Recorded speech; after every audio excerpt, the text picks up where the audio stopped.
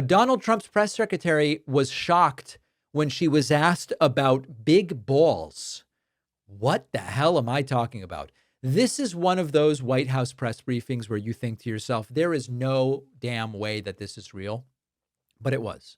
The White House now has a new media seat where they sort of sub in various media grifters and dilettantes. Yesterday, it was Benny Johnson who was caught taking Russian money laundered through an intermediary named Tenet Media. He also has extraordinarily suspicious YouTube numbers where his subscribers have gone up by millions in the last quarter, yet his views are down. We did an analysis of that as well.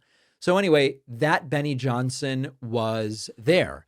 And here is Karoline Leavitt telling us about it. Let's get started. And as always, we'll start with our new media seat, who is our podcast host today, Benny Johnson. Benny, why don't you kick us off? And thanks for being here. Thank you, Karoline. There it is, Benny Johnson in the new media seat. So what does he ask about?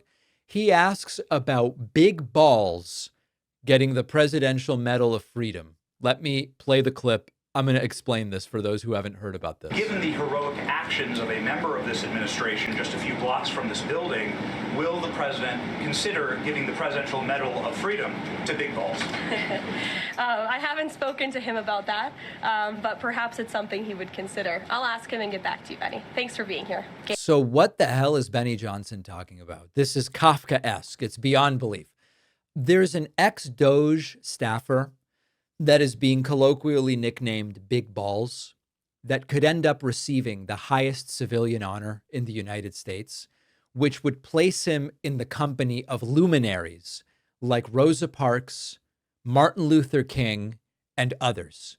2 weeks after 19-year-old Edward Korestein was attacked during a carjacking in Washington, D.C., we now are hearing it's on the table.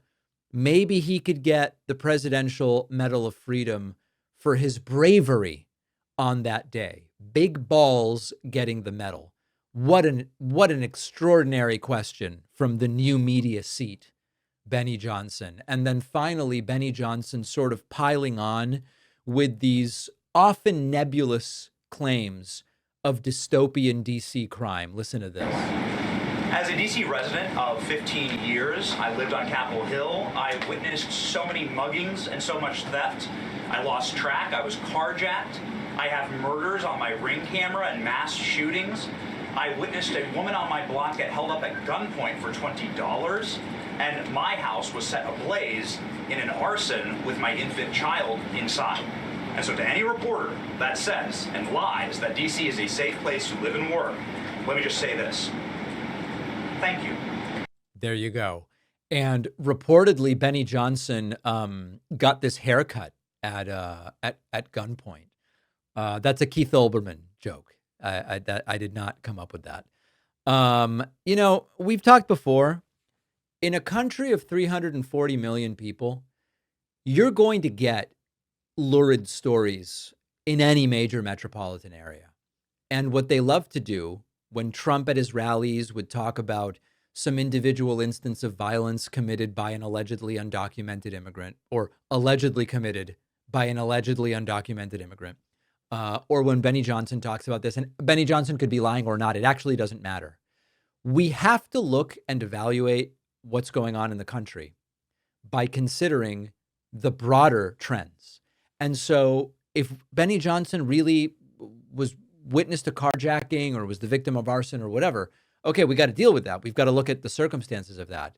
But we need to remember that crime in DC is down significantly, down 35% last year, down 26% this year. The murder rate, all types of crime are down. Carjacking's down more than 50%.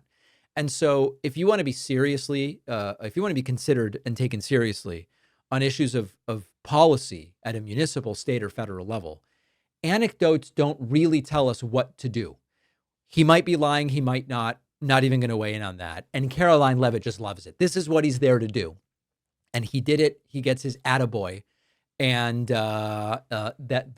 he will be rewarded for it for sure. We're going to have more about this new media seat and the dynamics of it in an upcoming Substack piece. So make sure you're subscribed free to my Substack newsletter, substack.davidpakmanshow.com. thedavidpakmanshow.com.